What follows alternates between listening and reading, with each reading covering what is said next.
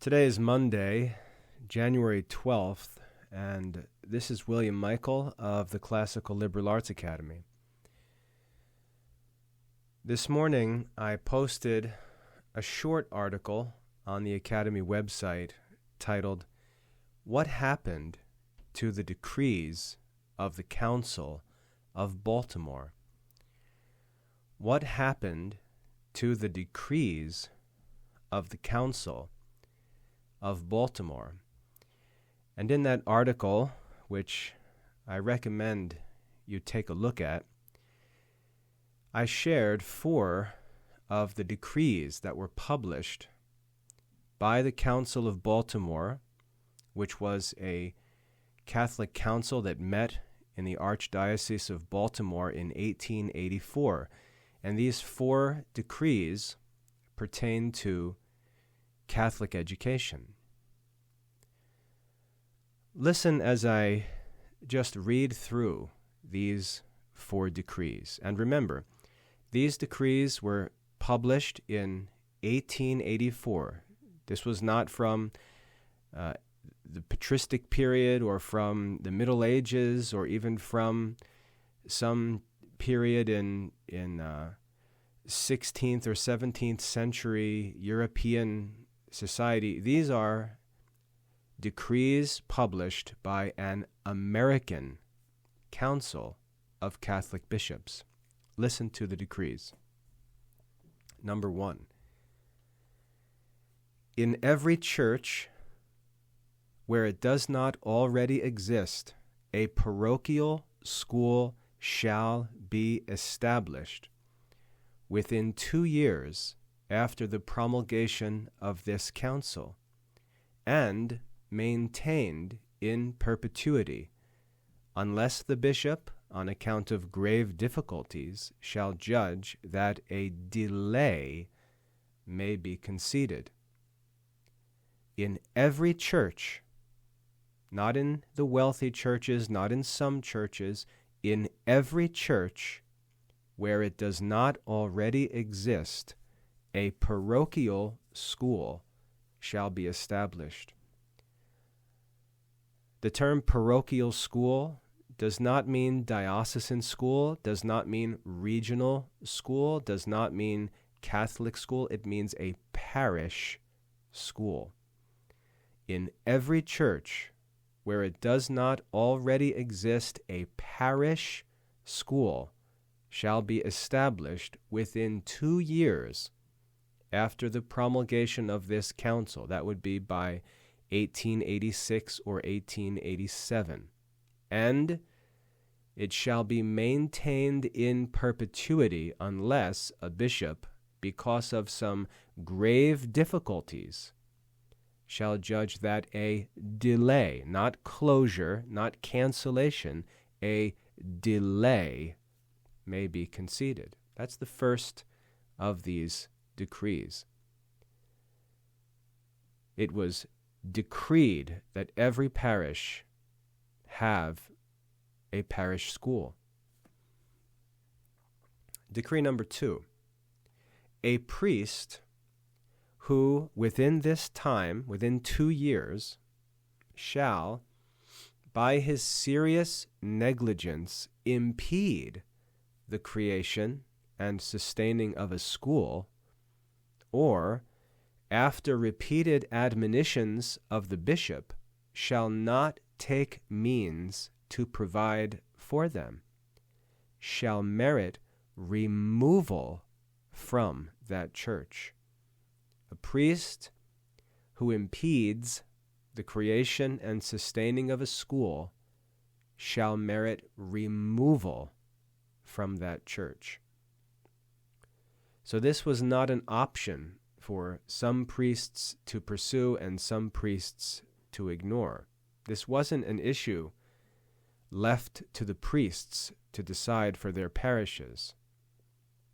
Priests were required to establish parish schools, and if they didn't, they merited removal from those churches.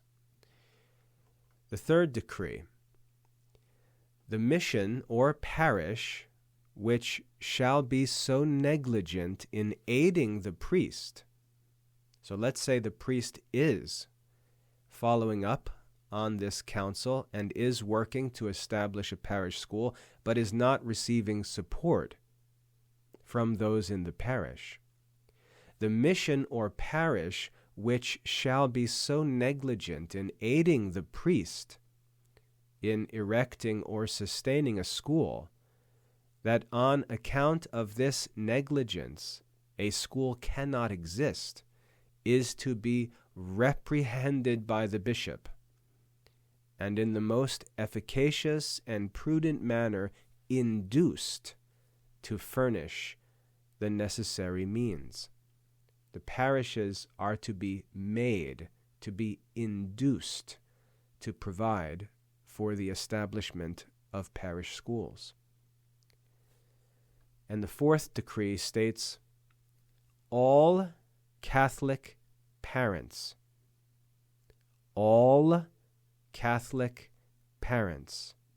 are bound to send their young children to parochial schools, unless either at home or at other Catholic schools they shall evidently and sufficiently provide for the Christian education of their children, or unless for sufficient causes approved by the bishop, and with timely cautions and remedies, it may be permitted to them to send to other schools. So this fourth decree states all Catholic parents are bound to send their young children to the parish schools unless they can prove that they are providing for the Christian education of their children at home or at some other Catholic school. So think about these 4 decrees which were published. And again, this is not some old European rule that was established. This isn't something that was promoted under some Christian monarchy in some medieval country where Catholicism was well established. This is an American council of bishops in the late 19th century. 1884 was the date of the Baltimore Council, the third plenary session of the Baltimore Council, to be specific. Now, you've probably heard of the Baltimore Council because you likely know about the Baltimore Catechism. Well, the Baltimore Catechism was published by this council. The date that's normally given for the publishing of the Baltimore Catechism is 1885. That catechism was produced at the same time that these decrees were given concerning Catholic schools in general. So not only did the Baltimore Council establish a complete curriculum for Catholic faith formation, it also decreed the mandatory development, maintenance, and attendance of parish schools in America. So my question, the title of the article, was, what happened to the decrees of the Baltimore Council? Where have these decrees gone? When I look at our local Catholic parish here in Monroe, North Carolina, the only Catholic church in the entire county, there's no Catholic school, there's no parish school, there's no talk about a parish school. If I look to another nearby Catholic parish, there's no parish school. If I look across the South Carolina border here to the nearest Catholic church, no Catholic school. When I look around the diocese here, I go church to church to church. There's no Catholic school. There are a couple of Catholic schools in Charlotte, in the area, There are a few, but there are no parish schools. And it's also worth noting the difference between this idea of establishing parochial or parish schools and establishing large diocesan schools in major cities. Large schools that look like and act like public schools, but that's not what was called for by the decrees of the Baltimore Council. And we have to ask, this idea of this large, urban, diocesan Catholic school, is that really what this set of decrees was intended to produce? In our diocese, for example, which is actually a very good diocese, we have a couple large diocesan high schools. They're located in some of the larger cities of the diocese, but they're attended by hardly any of the children in the diocese, and most of the children in the diocese don't even have an option for Catholic school of any kind. So, it's cute that we've got these big fancy Catholic schools here and there, but these schools don't even pretend to meet the actual need of Catholic students throughout the diocese.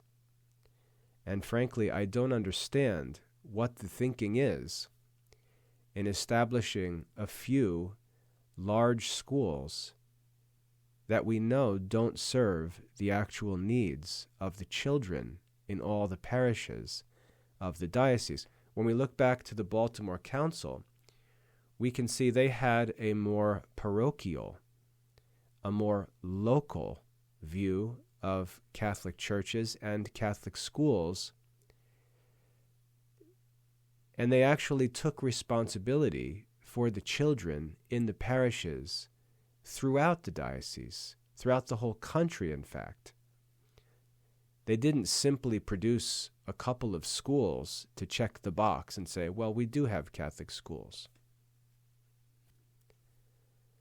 And we can go into the criticisms of the Catholic schools. We can talk about the cost of the Catholic schools. We could talk about who actually attends the Catholic schools, how the Catholic schools are actually funded, and so on.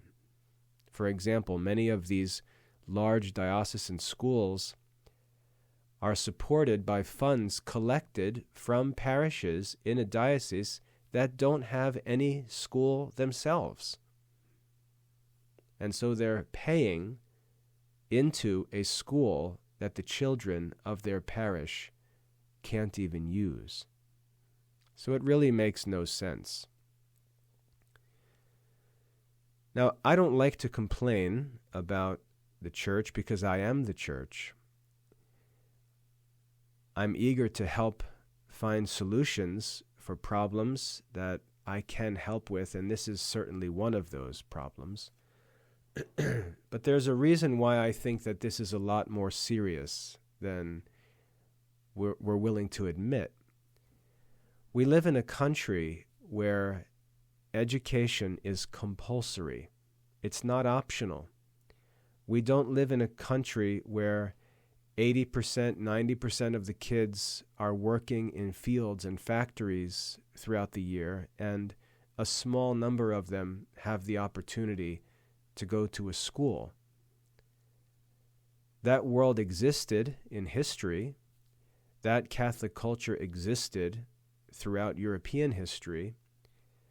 But in America, that culture doesn't exist. Children aren't raised in the workplace or in the field, on the farm, as they were throughout history. We live in unique circumstances, historically unprecedented circumstances. In America, education is compulsory. It's required by law.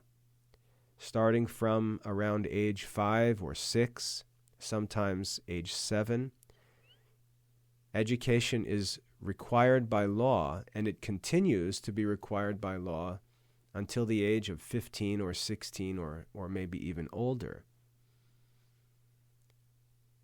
So every Catholic child living in America is required by law to attend school or to receive an education equivalent to that which is available in a school. The option to simply work doesn't exist. Every child in every Catholic church in America is required by the state to go to school. Now, I can understand why in other generations, in other cultures where there were no compulsory education laws, the church wouldn't necessarily see itself as responsible for the education of Catholic children. A family that wanted its children educated could hire a private tutor or send a child to a monastery to be educated by the monks. A child who was recognized as having a great intellect might be pulled aside by a priest and recommended to go to some private school. That was a different culture, though. Those cultures didn't have compulsory education laws where every single child was required to go to school. So in America, we have this compulsory education reality to deal with, and we're not dealing with it. We're acting as if education, Catholic education, is a luxury to be enjoyed by a few or something necessary just for some of the children. And yet we know that the law requires that every child go to school. Now, the reason why the Baltimore Council gathered and published these decrees on Catholic education was because they saw this developing in the late 1800s. The public school movement was developing in the 1850s, and this idea of requiring children to go to school was becoming more and more popular. It took a few more years for the compulsory education laws to get established, but by the early 1900s, they were established in America. It was necessary for American schools to exist and be mandatory because of the unique challenges of American culture. There were immigrants coming from all different places with different languages, different backgrounds, different lifestyles, and so on. And they were coming to America, and the idea in America was that America would become a melting pot where these different cultures would come together, retain something of their heritage, but become something new. They would become Americans. They had to learn how to live together in America. They had to learn how to live in a democratic society. They had to learn how to live in a capitalistic society. And so the public school was not only established but made mandatory because this was considered to be an essential requirement for the success of American citizens and the American economy. So compulsory education was a necessary outgrowth of the idea of America. Now, the problem with the original public schools were that they were state-funded, but the American culture at that time was largely Protestant in spirit and culture. And so the early public schools, if you go back to the mid to late 1800s, the public schools were really Protestant schools, state-funded Protestant schools. So children could go to the local public school and they'd be taught manners, they'd be they'd be taught good behavior. They might read the Bible and say prayers at school. But they would be trained in a Protestant education, in a Protestant context. And the bishops of the Catholic Church at the time took this so seriously that they refused to allow Catholic children to go to these so-called public schools. And they took this so seriously that they decreed that every Catholic parish establish a parochial or parish school so that none of the parish children needed to attend what was a non-Catholic school. Now, what's really crazy about this situation is that the Catholic priests took this, or the Catholic bishops took this proactive measure, which is pretty radical, to protect children from attending non-Catholic Christian schools. So when we look at the public schools today, and we find that there's no Bible reading in the public schools today, there's no Christian morals being taught in the public school today, a general Christian spirit is not being promoted in the public schools today, but on the contrary, a radical, anti-Catholic, anti-Christian, secular education is now being promoted in public schools, which is politically aggressive, and we can say morally and economically liberal, promoting ideas like homosexuality, gay marriage, transgenderism, communism, or I should say socialism, and so on. The public schools today are nothing like the public schools that existed in the 1880s. They're incomprehensibly worse and more dangerous for Catholic students than the Protestant schools were in the 1880s. And yet, while those Catholic bishops in the 1880s took such extreme preventive measures to care for their sheep, as it were, today we find the opposite. We find, I would say, the majority of Catholic students are probably attending secular public schools. I know in the parish here, the local parish, obviously we homeschool our children, but very few Catholic families are doing that where we live, and just about all of the kids in the parish go to the local public schools, which are terrible public schools. And that's just normal. And so we've got tons of baptisms at the parish. We've got lots of first communions. But there are very few confirmations. There are very few teenagers in the parish. And we can see the effect that this has. We can see the lack of formation. We can see the lack of Catholic education.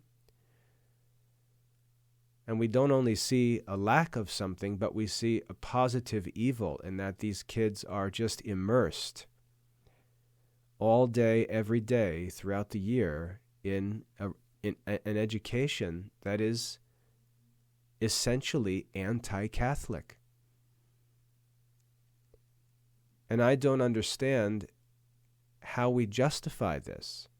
I certainly know that the bishops of the 19th century would not allow this.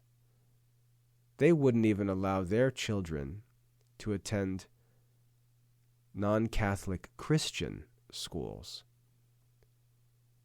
How have bishops become comfortable allowing Catholic children to attend anti-Catholic secular schools?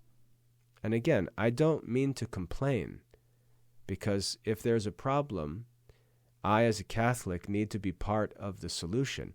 But I can't understand how we can justify doing less in the 21st century when things are so much worse than they were in the 19th century. I don't understand how we can justify doing less. It seems to me that we have to provide parish schools for Catholic children. It's not an option. It's not a question of whether it's convenient for us or whether we can afford it or whether it's necessary. It is necessary. There's no option. We have to provide Catholic schools for the children in our parishes. The Great Commission teaches the Church that we're to go into the world and make disciples. And it's in fulfillment of the Great Commission that every Catholic parent baptizes their children into the Catholic Church. We fulfill this command to make disciples. But this word disciple doesn't mean perfected, saved soul. A disciple is simply a learner, a student, one who begins to be initiated into the Christian faith and into the Catholic Church, where that individual soul will continue to grow and learn and serve throughout his entire life. The Great Commission is to make disciples. And Jesus tells us to baptize them in the name of the Father and of the Son and of the Holy Spirit. And most Catholic parents do that. We baptize our children and we recognize them to be disciples of Christ, members of the Catholic Church.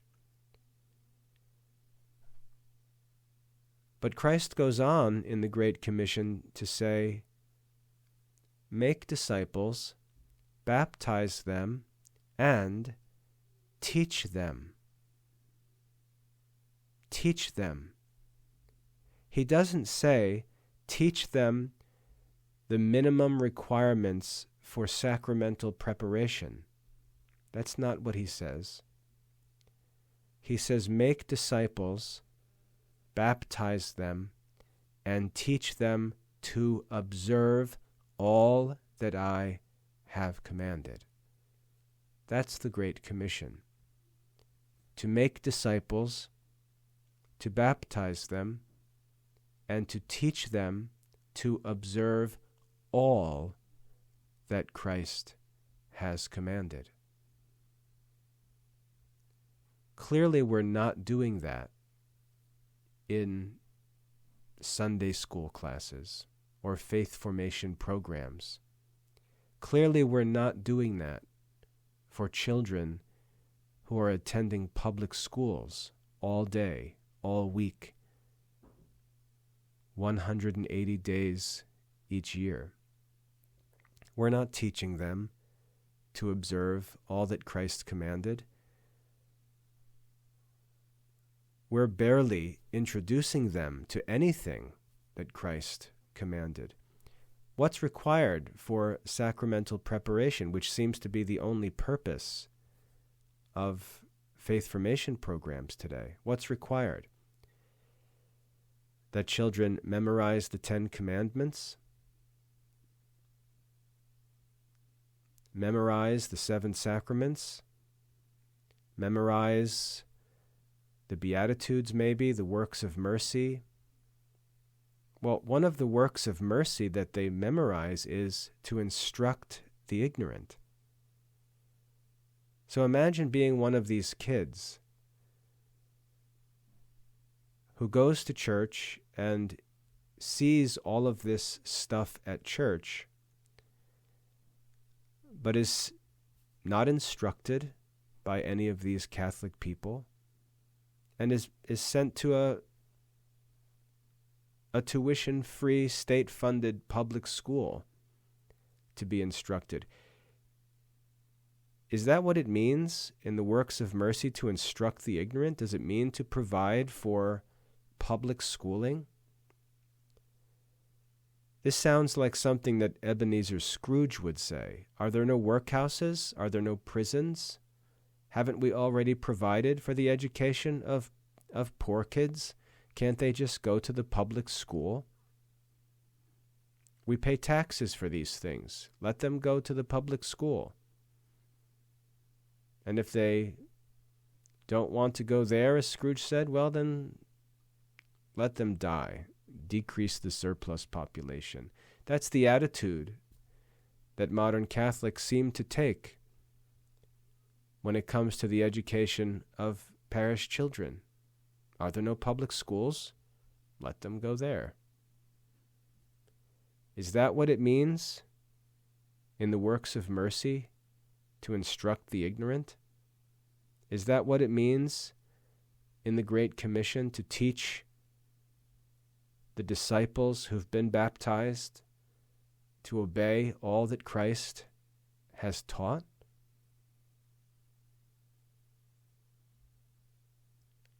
I don't know how we can wiggle our way out of this problem that we're not providing for the Catholic education of thousands and thousands, if not millions, of children who are being baptized into the Catholic Church, presented to the Catholic Church for discipleship, and are being sent to public schools for their education. It makes no sense. And meanwhile,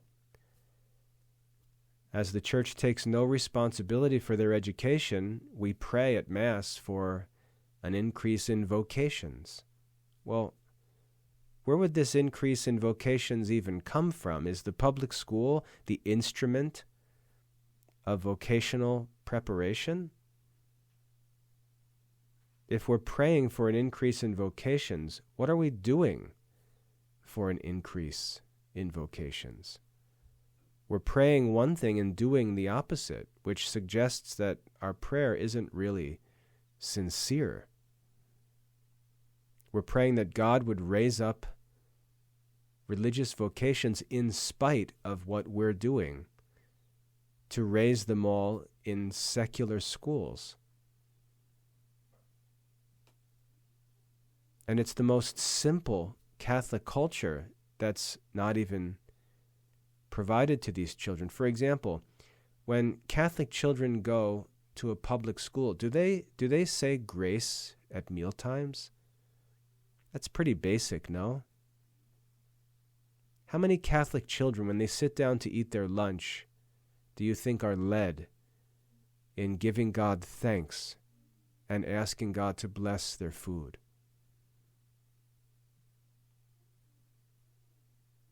Children aren't learning to do that. And isn't that something fundamental, so simple and common? How many children make the sign of the cross through their day at the public school? We know they don't read scripture. We know they aren't reading Catholic books in their public schools. We know they're not being catechized in the Catholic faith in their public schools. So what are we saying? We're saying that as long as they learn some language arts and math and some sciences, of course, that this is an education sufficient for baptized Christian children, and that there's no difference in any of these subjects. It doesn't matter whether a Christian or a non-Christian teaches world history. It doesn't matter whether a Christian or a non-Christian teaches the natural sciences. Is that really true? Do we really believe that? We really believe that these subjects are all morally and spiritually or philosophically neutral, and that as long as they're learning something called language arts, the content really doesn't matter? The method really doesn't matter. The books they read really don't matter. As long as they learn to read. What they study in mathematics really doesn't matter as long as they, get good SAT scores? How many of them are actually getting good SAT scores? How many of them are actually learning mathematics? For all the talk of language arts and math and science and history, how many of these children are actually learning these subjects in any useful way? It's not like we're sending the Catholic children to a school system that's highly effective and successful. We're sending them to a school system that's not even effective in doing what it claims to do. And on top of that, it's a school system which doesn't teach the Catholic faith, and which more and more over time is used as a political instrument to promote anti-Catholic social and moral, economic and political views.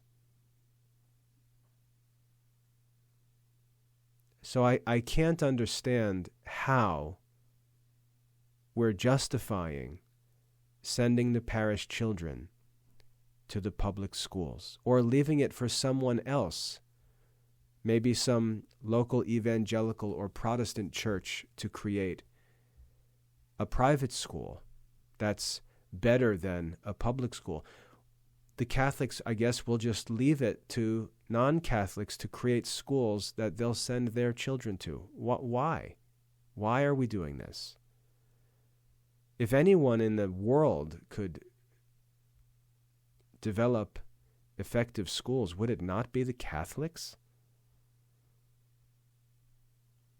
If God established the Catholic Church on earth and established the Church as the institution through which he reveals the truth to the world, would not that institution be the main source of education on earth?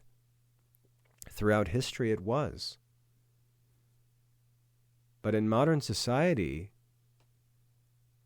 and I really think this is true about the hierarchy of the church, it seems that the hierarchy believes that the Catholic Church is not qualified to teach human beings. The Catholic Church is not qualified to teach language arts or math or science or history or philosophy or any other subject, and it's better, if not just as well, for all the parish children to go and receive this education from the public schools or from some non-Catholic Christian school. And this, to me, maybe I'm crazy and I just don't understand what everyone else sees so clearly, but this doesn't make any sense to me. So why is the Catholic Church not establishing parish schools? I think there are a couple of clear reasons, and they're terrible reasons. But I think I know what some of the reasons are. First of all, over the last 50 years, the Church has gone through this nightmarish sexual abuse crisis in the Church, where the Church has been forced by who knows how, I'm assuming there's some kind of insurance that's used to make these payments, but the Church has had to dish out millions, if not billions of dollars, I really don't know what the numbers are, of liability settlements in lawsuits where the Church has been accused and convicted of allowing and covering sexual abuse among the clergy. So when you consider that whole nuclear bomb exploding repeatedly over the past 50 years, you can imagine that bishops aren't very eager to get back into the work of education. But that's not an excuse, because if the priests can't be trusted with children, then we need to fix that. Just think how ridiculous it looks on the outside to say, well, we're not going to get back into the business of running schools because our priests are a bunch of molesters. And so we're going to try to keep the priests that we're ordaining and sending into the parishes away from children. Obviously, that can't be the message that the Catholic Church sends to the community. Priests have to be able to work with children. And if they can't, then obviously something has to change. And so maybe because of the experience of all of these lawsuits and this whole crisis of the clerical abuse, maybe bishops are opposed to operating schools. But that can't be. That can't be possible. Simply pretending that we're not going to do it anymore can't be an option. The church has to provide schools. It has to establish parish schools. Education is compulsory for all of these baptized children. The church has to provide for their education. We've got priests and bishops who have all kinds of academic degrees. What's the purpose of all of this education in the clergy if not to use that education to serve the people of the parish? Clearly, it's not required to read liturgical books at the altar. Clearly, that education is not required to give a 10-minute homily in the midst of the Mass. Clearly, that's not what all the education is for. The reason why the clergy led education, and not just education, but also other activities like local medical care, was because the priests were the educated people in the community. They were therefore the source of education and consultation.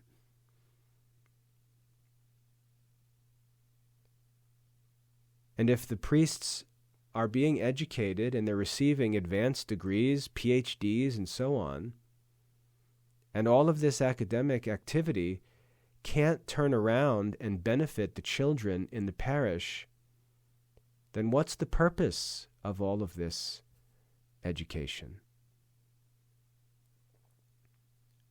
Again, it can't be for the homilies.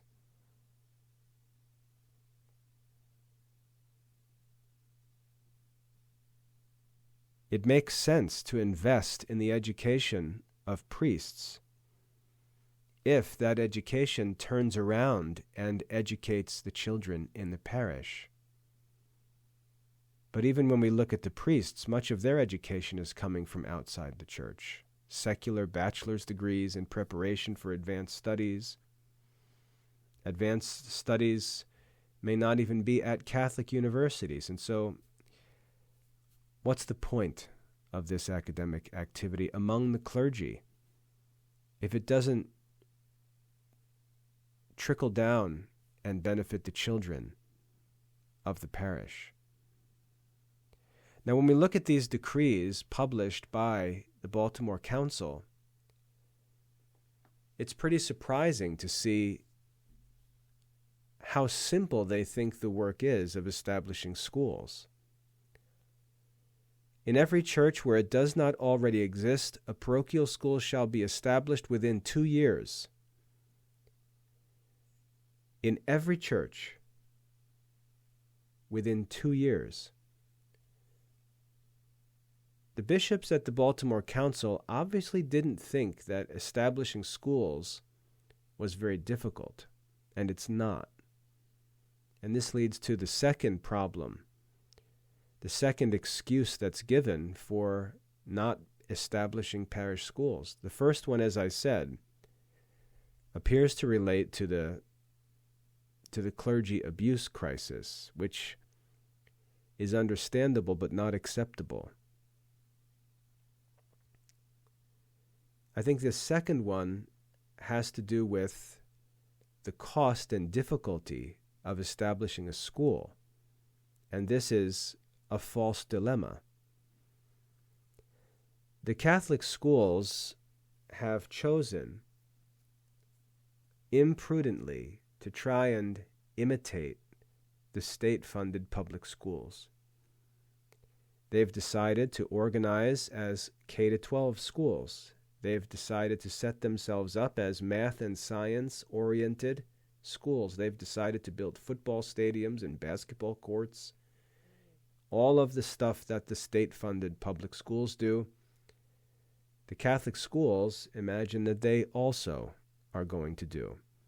And they build schools which, from the outside, look like public schools. And yet, this is unsustainable, and obviously so. There's one thing that the public schools have that the Catholic schools don't have: billions of dollars of funding. And so the model of the modern public school takes for granted access to millions and millions and millions of dollars. The students in the public school pay no tuition. No tuition. The cost of attendance is entirely provided for by taxation, by property taxes that we don't even have an option to avoid. So how imprudent and unrealistic can it be for bishops to think that they're going to organize schools that look and operate like the tax-funded schools with no tax funding? It doesn't make any sense. Now, in the 1800s and early 1900s, because of immigration, Catholic schools were able to organize like the public schools and get away with it because they had free labor from immigrant nuns. But that supply of free faculty dried up very quickly. The population of Catholic schools peaked around 1960 in America, and today it's half of what it was 60 years ago. But the parochial schools, the Catholic schools, were able to get away with this idea that they could organize and function like public schools because of immigration, which was a unique historical reality that's no longer true. In Europe, in Catholic European countries, there was an abundance of religious vocations. I once read the biography of St. John Neumann, and he explains how when he was interested in religious or interested in going to seminary for the priesthood, he was told that there was no more space in the seminary. And so the opportunity came up where he was told that if he was willing to be a missionary priest and go to America, then he could be a seminarian. But there was no more room for anyone to become a priest for European ministry. And so St. John Neumann took this opportunity and came to America as a missionary priest and became one of the leaders of the Catholic school movement. But we see that was possible because of the abundance of religious vocations that existed in Catholic European countries, which no longer exists. And so this this temporary set of circumstances allowed the church to get away with imitating the public schools for a generation. And then those supplies of workers dried up, and the system started to crash. And so the church had to turn to lay people to staff the schools, and yet the schools have no money to operate as public schools and hire an army of paid lay people. And this is the simple cause of the collapse, really, of the American Catholic schools. They were designed and built on sand. They were built on a temporary set of circumstances which would not be reproducible.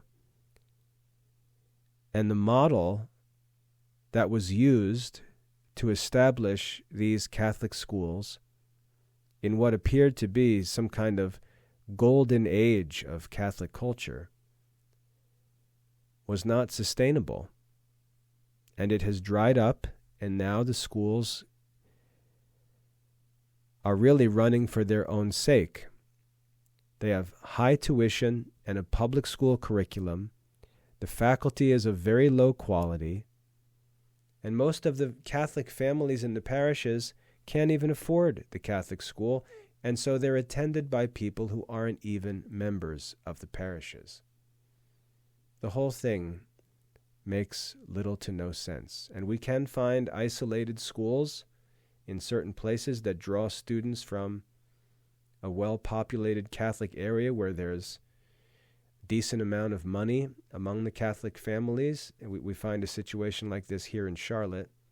And we can have an appearance of successful Catholic schools. But it's not sustainable for all Catholic students.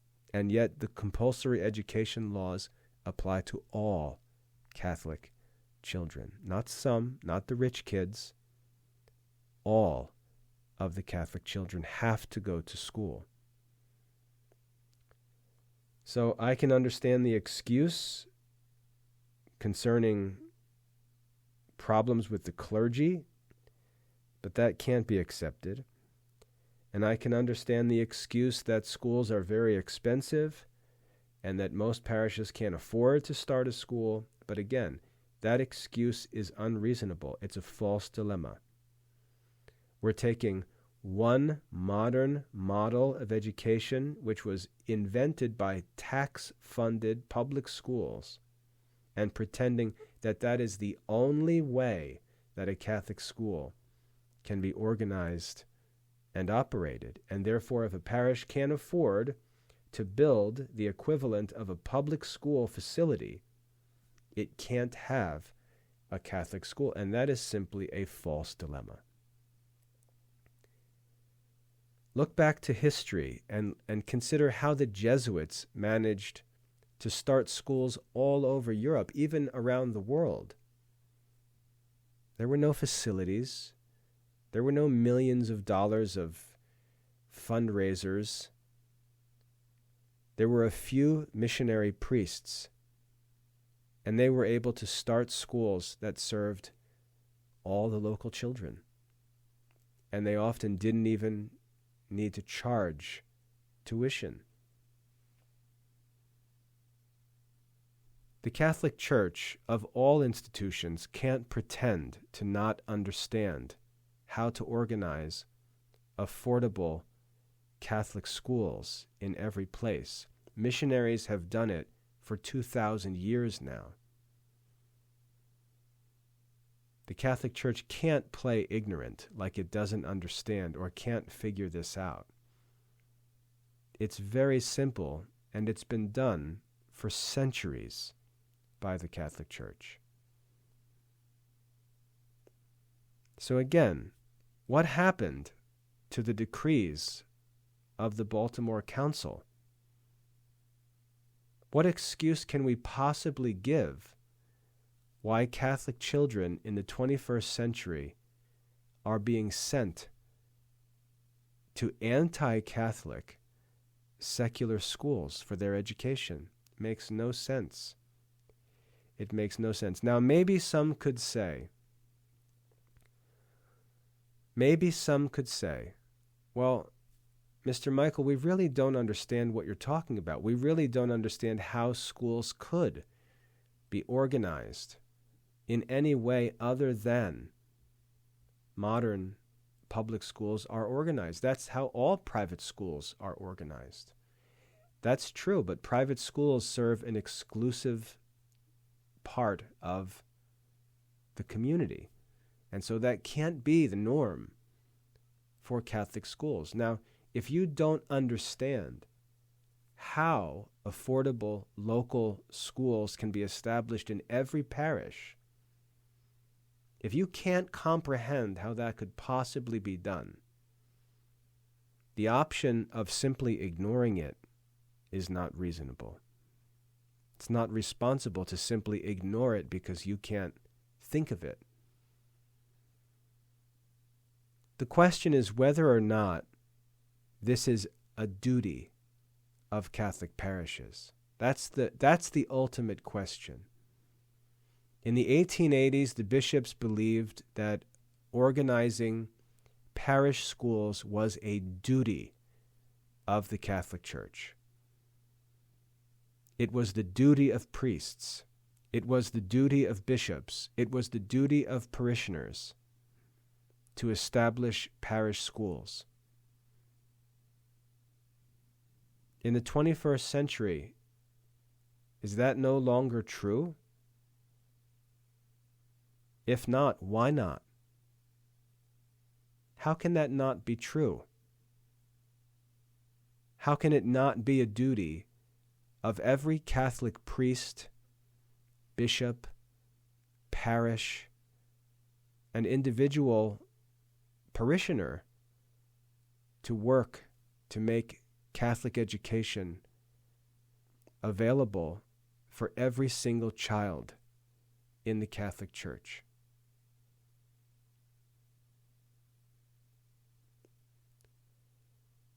I was a Protestant who converted to Catholicism, and I attended a church, 2 churches in fact, as a Protestant,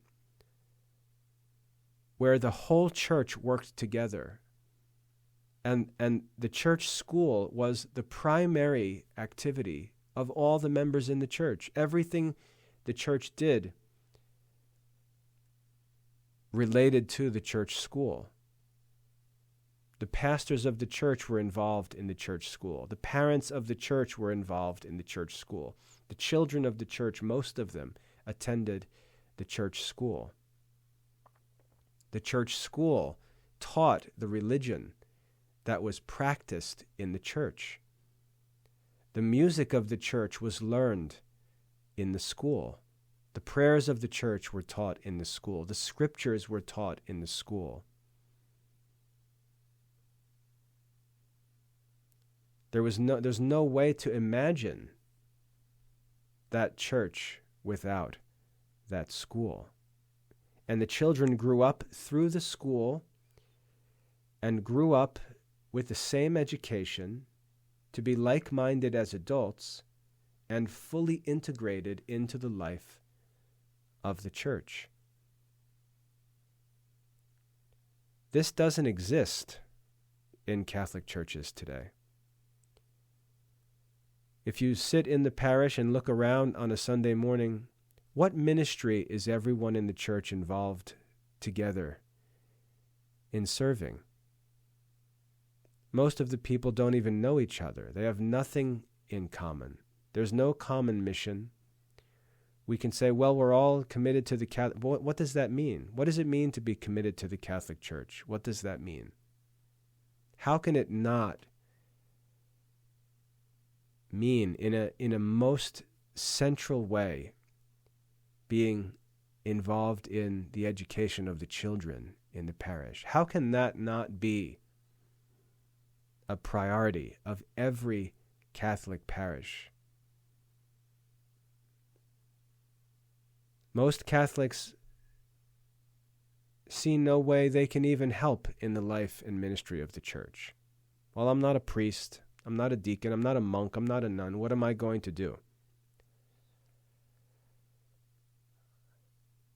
Well, you can be a faith formation teacher. What does that mean? It means that you provide an hour of religious instruction to a bunch of public school kids who happen to attend our parish.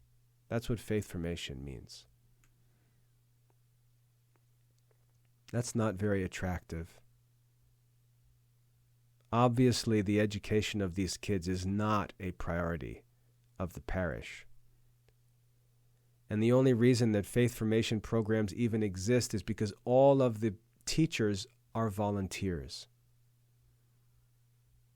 There's no commitment to education. There's no commitment.